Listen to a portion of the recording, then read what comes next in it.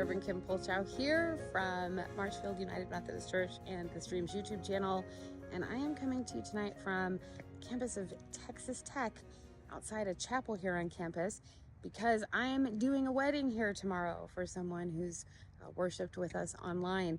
Hey, I know that some people just want to come and like catch up on the sermon and watch, but if you don't have a church home, if you need a pastor for the important moments of life and you're watching the streams, we want you to reach out and let us know that you would like us to be a part of your life, because boy, it's lovely to be a part of people's lives. We're in this together. So have a great week. I hope you enjoyed today's sermon and service, and I'll see you from Missouri when I get back from Texas. Bye.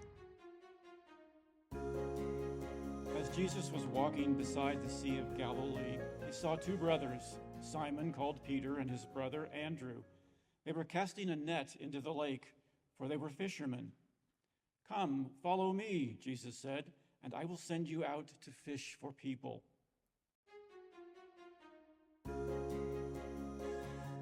Hi. I'm all right. Ash Wednesday is the beginning of the season of Lent. The 40 days, not counting Sundays, before Easter. And Christians all over the world, some Christians, use this period of time, this period of Lent, to prepare their hearts for Easter. So on Ash Wednesday, we paused to look inside ourselves, and we asked God to create clean hearts within us to help us see and take away what was in the way between us and God. And some Christians observe Lent by then giving something up until Easter as a kind of fasting. Did you give anything up for Lent? A few of us, okay. And on Ash Wednesday, we're invited to have this inward focus, a look inside our hearts, so that we can go forward with a more outward focus on God and building God's kingdom. Now, someone had the brilliant idea to do this year's Ash Wednesday as a drive-through. And then the snow started. So as I stood outside fulfilling my own brilliant idea in the cold, snowy weather, helping others make a commitment to get rid of what was in their way, I realized that I was very inconvenienced and very uncomfortable, and that I really like to be comfortable and for things to be convenient. So by the end of the day, I'd made a commitment to God to give up Amazon. I've listened to the horror.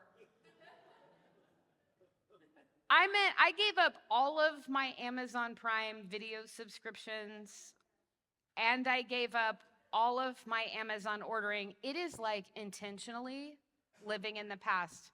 I am now practically Amish. They're not offended. They're not watching. If they are, they're welcome to come to church here.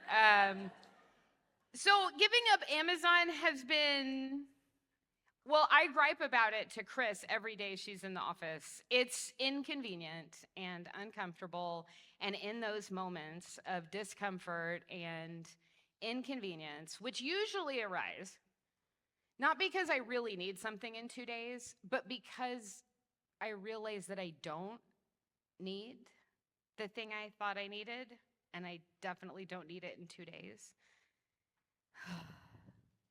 But in that moment, when I go, I just need to, no Amazon. I have to choose whether I'm going to keep my commitment or whether I'm going to be convenienced and comfortable. And in that moment, it may seem silly, but it draws my focus closer to God and to the work God would have me do, because it focuses me away from myself. So even though Ash Wednesday makes you look inward, that commitment some of us make to fast during Lent actually pushes us to focus outward. churches, whether they are decreasing in size, stagnant in size, or increasing in size, whether they are happy with the way things are going or unhappy with the way things are going, naturally tend to focus inward all the time. We focus on us. In The Art of Hospitality, Debbie Nixon writes from Church of the Resurrection. Here's the quote. It's long. Perhaps you have discovered, as we have, how easy it is to become so close and comfortable with those on the inside of the walls of the church that we unintentionally lose concern for those outside. It's not that we don't want to reach new people, it's that we become comfortable. Without realizing, our comfort begins to build barriers that keep other people out. The primary unspoken question inwardly focused churches often ask is, what can we do, or what can the church do to make us, me, more comfortable?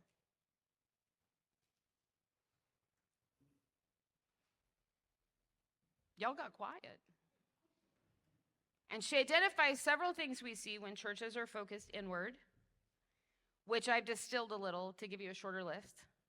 Here's what we see. Worship wars. Really, it needs to be like this. This is the way the music should be. No, it should be like this. We should just have separate services, right? Prolonged minutia meetings. Facility focus. Our budget and our programs meet our current interests. The pastor is the chaplain. The pastor is there to take care of us. More concern about change than the gospel. And inside the church, you find moments of anger and hostility and a real sense of entitlement. Don't you know how special I am? You should do what we ask. And outside the church, we see no evangelism. And Debbie Nixon says, in reality, most everything the church does is designed for the benefit and comfort of the members, and we invite new people into what we are already doing for ourselves. As you can imagine, churches that focus inward stagnate and decline. 86% of churches in the U.S. are stagnating or declining. And that number is an improvement. 86%. It used to be 90. Don't feel guilty. Don't feel guilty. We don't do guilt and shame. Jesus takes that away. Don't feel bad if you've ever been part of a church or part of this church in a period or moment where this is what church looks like. Because this is what church looks like for lots and lots of people. And pastors contribute to this. I'm going to say something crass but true. I should have t-shirts that say that. Crass but true. If a pastor wants to have peaceful days and get lots of time to work on their sermons, all they need to do is listen to the people they already have and do what they want. Because then we get peaceful days and lots of time to write our sermon, right? All we have to do is keep doing the things the way we've always done them. What's the alternative? Is there an alternative? To become an outward-focused church is the alternative. An outward-focused church thinks about what it's like to walk in here for the first time. An outward-focused church moves the coffee pot out of the kitchen to the front door. Because it's not about where we know where to find the coffee. It's about a first-time guest finding the coffee, giving them something to do. An outward-focused church is close and comfortable with the people who are here, but it's more like you see them as your team members. So they're not so focused on the people who are here that they don't make room for more. An outward-focused church doesn't spend all their time after service talking to their friends at church. They spend it talking to new people because they have their friends' phone numbers, and they can talk to those people literally any other time, but right after church. But they can't talk to new people any moment except the first time they've been at church, right? An outward-focused church believes there is room not just at this table, but at the fellowship hall tables here. Take a seat, sit with me.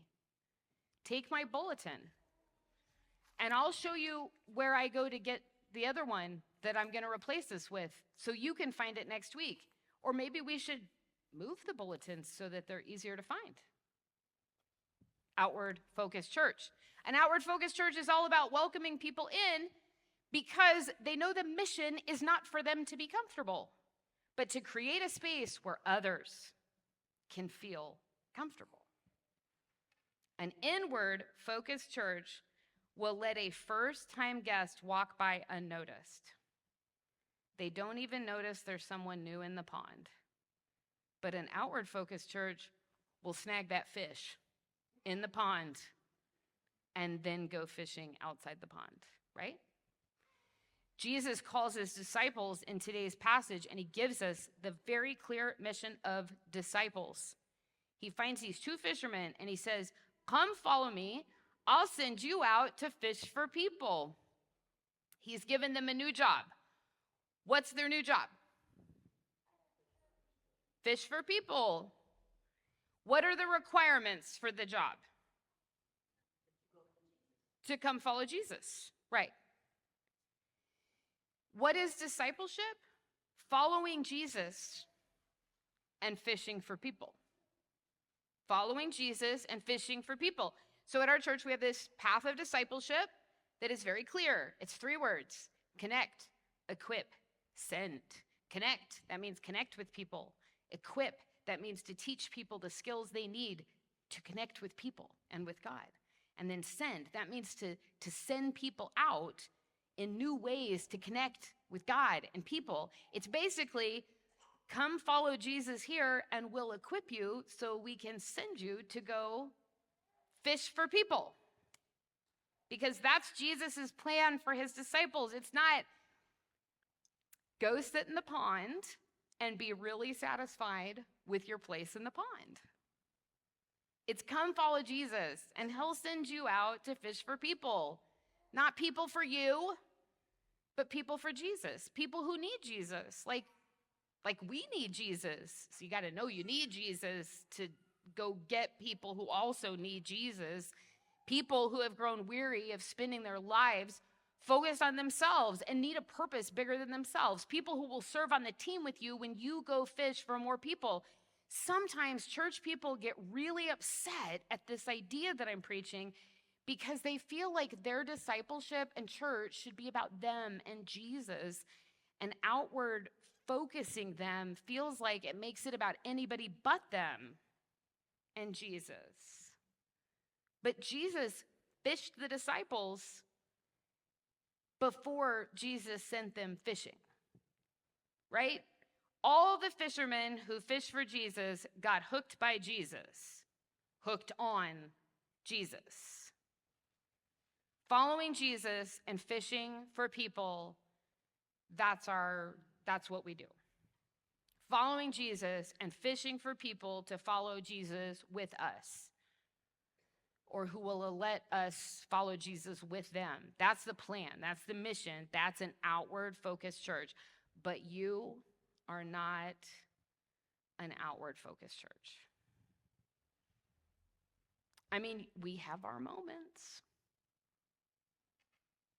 You're also not an inward-focused church. I mean, we have our moments. You are something else. You are something else. When I met with your church council for the first time, the first question I got asked was whether Jay was going to attend Marshfield Public Schools. And the second question I got asked was if I was willing to keep you online. And since my background pre-ministry was in, I'm going to walk, online technology adoption for business, I said, here, hold my communion chalice. Hold my Diet Coke. I'm going to do this. We had about 60 to 80 people watching our online service during the week at that time. Of course, this was, we still weren't all back in worship in person. 60 to 80 people. And as more people came back to to in-person worship, we saw the numbers online dip a lot. But we were running that whole online service, God bless Lee, on an $80 digital camera and an analog sound system from the 1980s. Pre-internet sound system. And so Lee was making it all work. And he had this idea to upgrade our camera system and make the online service more dynamic. And the council said, okay. They supported the idea. They put money behind it. The cameras came in. Have you ever seen those? That corner, there's one over there. That's how we catch it all. The online attendance started to go back up. And then we replaced the lights. Then we replaced the sound system. All of these things were in part to make the service better in person and online. So I'm going to show you pictures. I captured these at the same resolution in exactly the same way. This is what online worship used to look like. This is what it looks like today. Same tech to get those photos. That's a massive difference. Show us again. Old worship, new worship. Really clear, right? You can see every dollar. Now, most people who show up, people started to show up in person for the first time after about 6 months of me being here, and some of those people said they'd already worshiped with us online. They wanted to see what it was like in person. And even though some of those people who worshiped online started attending in person, the online attendance stayed the same. And that confused me. Like, if 10 people stopped watching online and started coming in person, why didn't the number drop 10? Because there were 10 new people watching us online. And this continued to go on. The more people came, more people had found us first online. Online attendance stayed steady, and then it started to go up. And I realized we were really doing it. What Jesus said when he called his disciples. Through our online ministry, both worship and Bible studies, we're fishing for people. And while some people we catch online and they stay online, which is a perfectly legitimate way to worship, the people who transition to in-person are getting replaced by more people worshiping online. Jason Shattuck, I will never forget this. I was sitting in the office and I heard this big booming voice I'd never heard. And he knew which Sunday school class he wanted on the first Sunday he was here because he read our website. Online ministry. Roxanne and Mark Foose were online for ages before they walked in the door, and on their second week, they said, well, we're here to stay. We've been here 6 months. Right? They'd been watching online. So I've asked some of our online and hybrid worshipers to tell you how our online ministry affects them. Bridget Harmon said, online ministry options have given our family a way to connect with our church in a way that we never knew we needed. These connections have helped us grow closer to God and to each other. Damon Kanzler, who serves, he is the first church council member who attends primarily online. And he's intentionally on to represent the online community. And he said, online church worship services have transformed the way I experience faith by providing incredible flexibility and access to spiritual nourishment. Whether I'm traveling or home, I can still participate in worship, allowing for a sense of community and connection no matter where I am. The music, meaningful sermons, and the ability to interact with fellow worshipers through chat is great. This digital format also makes it easy to invite friends and families to join in. spreading the joy and inspiration of worship. An out-of-state worshiper said, going to church online gives me a sense of community and keeps me from feeling so alone in the world. And someone else shared with you, but preferred to keep their name out of it. Because I struggle with social anxiety, the thought of attending church in person is often just too overwhelming to deal with. If it weren't for access to online services, it's likely that I would attend church rarely, if ever, and my life would be the poorer for it. You are enabling people to become and live as disciples of Jesus Christ, or enabling them to do better. Listen to the people you're catching. Listen to the people you're catching. Wait, if you found our church first through any way that was online, you found our website, you saw our Facebook page, you watched services, I want you to raise your hand. Raise them higher, please. Whoa. Okay, thank you. And by the end of this week, people behind 100 devices will have watched our online service and raised their hand as well, with at least one person behind each device. We count it as one.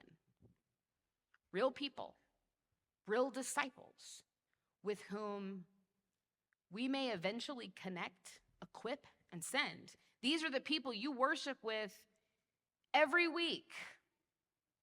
Both those who raise their hands at home and those who raise their hands in this room. These are the people you are. This is your church. I did not come here to do online church, although I will admit you didn't have to ask me twice. And I've used my prior career skills and relied heavily on Lee and Nick to do what the council asked, but it's you that have become something really special. A church that uniquely integrates people online and people in person. I won't call you an inward-focused church, and I won't call you an outward-focused church, but I would call you an onward-focused church. Because you have somehow managed to buy into our online ministry enough that it serves the needs of the people already here, and because they are participating online right now and included from here, you create a more welcoming space for new people who were just swimming by. And you caught me. Well, that's going to help the microphone. That might explain things. That might explain. Okay. But here's the deal. Sometimes when we push forward, we might lose a little comfort and convenience in the classroom, in the sanctuary, right? We go on camera. We got to wave when we walk out. By the way, the online people say that wave, they miss the wave. Everybody wave when we walk out. Even if we lose a little comfort and convenience in this room, that's what's making you grow. That's what's making you move. Jesus gave us the mission of disciples. Follow him, fish for people. We're fishing for people in a way the first disciples never imagined, because they also were born before 1980. We are fishing for people where they are and where we are, and we're not saying, you can watch what we already do for ourselves, and I guess you can come back if you like or whatever. That's what churches online are doing. That's not what you do.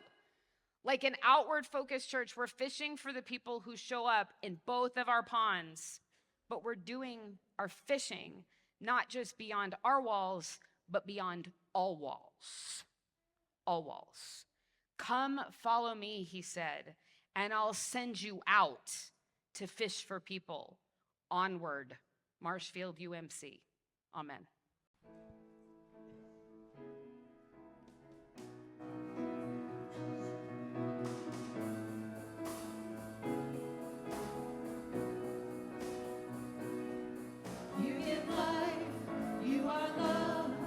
You bring light to the darkness, you give hope.